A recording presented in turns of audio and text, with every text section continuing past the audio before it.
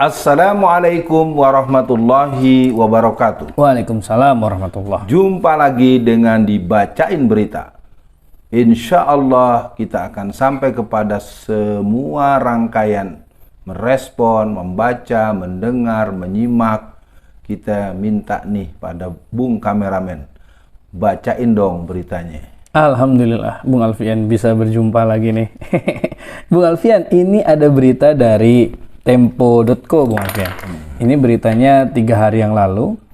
Ini kebetulan saya ambil dari Instagram, Bung Alfian. Polda Metro Jaya menangkap pemimpin tertinggi Khilafatul Muslimin, Abdul Qadir Hasan Baraja, dengan tuduhan makar. Mengapa ia baru ditangkap? Nah, kita masuk dalam beritanya. Judulnya, Khalifah di antara dua khilafah.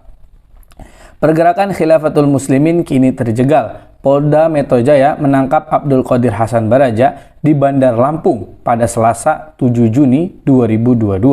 Ia diciduk setelah konvoi kendaraan bermotor Khilafatul Muslimin di Cawang, Jakarta Timur, viral di media sosial beberapa hari sebelumnya. Bagaimana respon awal Bung Alfian? Bismillahirrahmanirrahim. Khilafatul Muslimin merupakan sebuah kelembagaan dakwah yang sudah dikenal lebih dari 30-40 tahun ini. Iya. Ada apa? Kok sesuatu hal yang belum diketahui duduk persoalannya dalam ilmu hukum, belum diadakan apapun langsung divonis. Iya. Ini merupakan sebuah mentalitas Islamofobia tingkat dewa ini ya. Artinya merupakan sebuah sikap yang menurut saya terlalu overdosis ya. Terus terang saja ini sebagai sebuah hal yang mengecewakan banyak para ulama, banyak para tokoh Islam, dan Khilafatul Muslimin yang dipimpin Bapak Abdul Qadir Baraja ini sebenarnya merupakan sebuah kelembagaan yang berbadan hukum, yang boleh dibilang merupakan sebuah kelembagaan yang bernama itu. Nah, dia tidak masuk pada sebuah hal yang mungkin perlu ada proses hukum. Nah, ini adalah hal yang sangat disayangkan, apalagi kemudian kita mengikuti berita-berita penanganannya sampai kepada bentuk-bentuk menggeledah dan kemudian menyita, bahkan uang yang dimiliki itu sebenarnya sangat banyak yang sebetulnya menjadi pertanyaan, ini mau urusan uang atau mau urusan menangani orang yang dianggap melanggar hukum. Terus terang saja ini membuat tanda tanya besar terhadap siapapun yang menangani masalah ini, karena bagaimanapun Bapak Abdul Qadir Baraja ini kan sudah dibantah langsung oleh pihak Ngeruki ya, karena kan dianggap bahwa ini dibentuk oleh Ngeruki, dan itu Humas Ngeruki di waktu kurang lebih 2 minggu yang lalu sudah pers conference, sudah melakukan konferensi pers menyatakan tidak ada hubungan secara struktural, secara historis, secara kelembagaan, dan ini menjadi semakin menunjukkan naifnya penanganan kasus ini, begitu.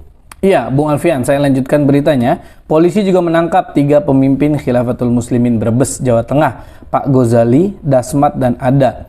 Polisi menjadikan mereka tersangka dengan tuduhan mengusung ideologi khilafah yang terlarang dan anti Pancasila, serta membuat keonaran. Nah, ini Bung Alfian, ada 2 kata kunci yang saya lihat Bung Alfian. Pertama makar, dan yang kedua adalah tentang khilafah. Nah, ini Bung Alfian, kenapa jadi kita diajak untuk alergi Bung Alfian dengan syariat Allah dan syariat Islam?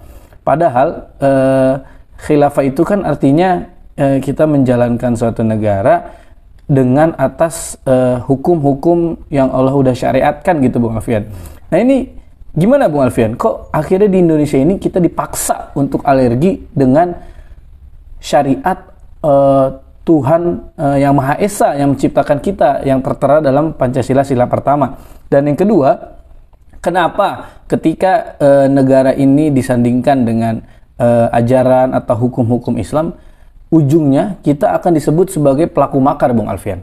Nah, ini Bung Alfian, pertanyaan saya. Pertama, harus disadari bahwa pimpinan pusat MUI telah mengatakan bahwa khilafah itu adalah ajaran Islam.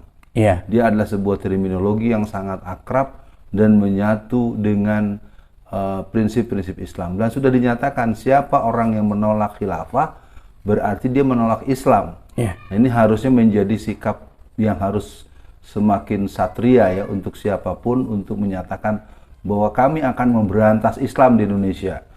Mendingan Anda menyatakan itu kepada siapapun, tidak usah berbalik dengan topeng-topeng yang Anda sebut-sebut sebagai alasan untuk melakukan apa. Iya. Yang kedua, ketika ada penolakan dengan istilah makar segala macam, tolong sebutkan undang-undang yang mana, pasal yang mana.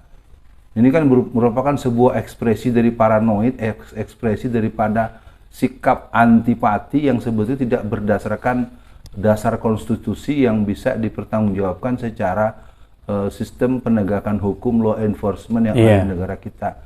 Yang ada juga PKI gitu. Betul. Saya sebagai orang yang menekuni gerakan komunisme PKI masih terheran-heran sampai hari ini ketika berkibar bendera PKI dari Aceh sampai Ternate dan berbagai tampilan-tampilan logo, lambang, idiom, lagu-lagu, penampakan, cara-cara merespons situasi sosial yang beraroma komunisme PKI sepertinya tidak ada porsi, bahkan boleh saya bilang porsinya 0 untuk direspon. Dan saya himbau kepada negeri ini jangan terlalu menganggap remeh gerakan komunisme PKI, karena nanti dia pun akan berbalik menyerang Anda juga yang hari ini menganggap PKI itu tidak ada. Jadi sekali lagi, untuk khilafah, untuk jihad, dan berbagai terminologi yang lain, dia adalah satu hal yang menyatu dengan ajaran Islam. Betul. Dan Indonesia 90% beragama Islam.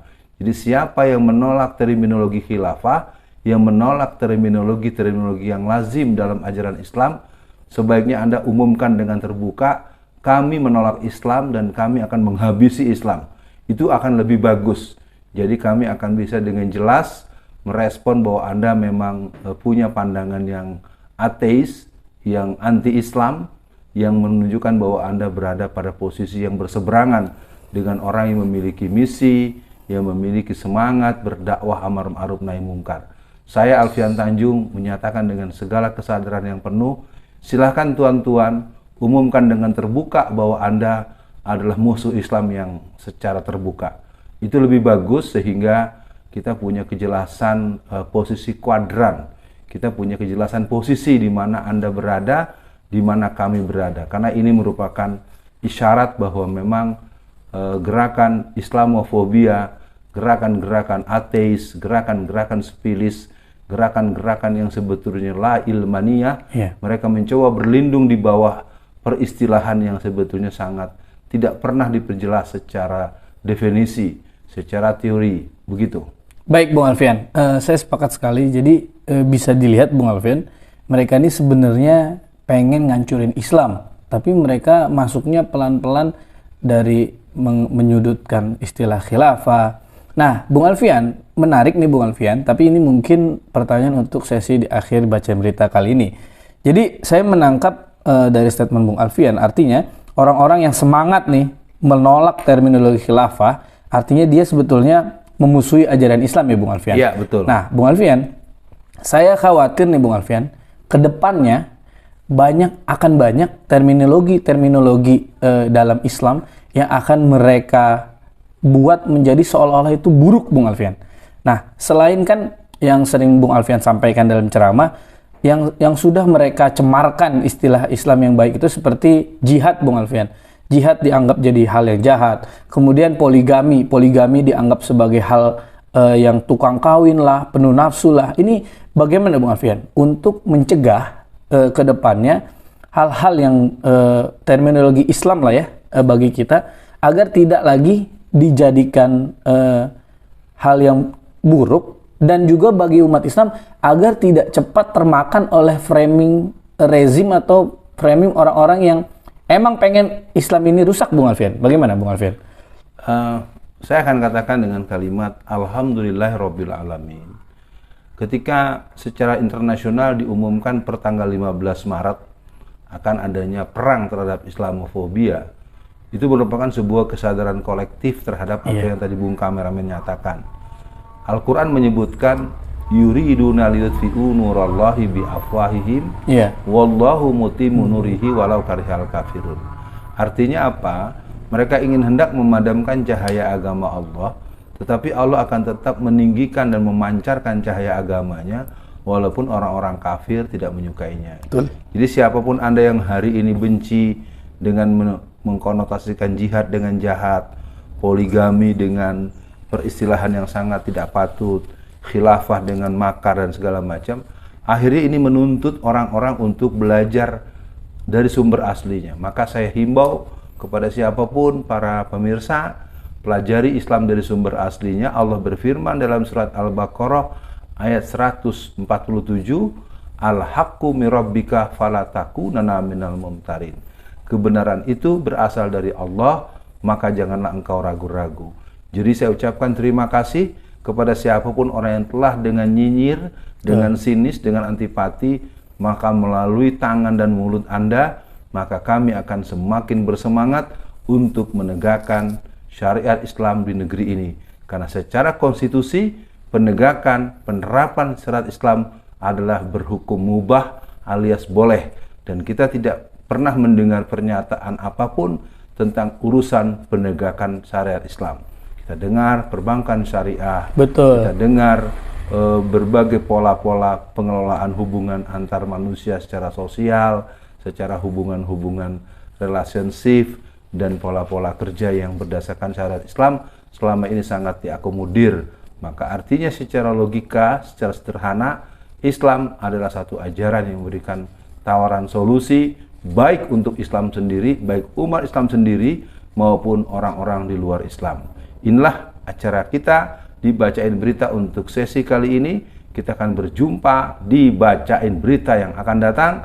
Assalamualaikum warahmatullahi wabarakatuh. Waalaikumsalam warahmatullahi wabarakatuh.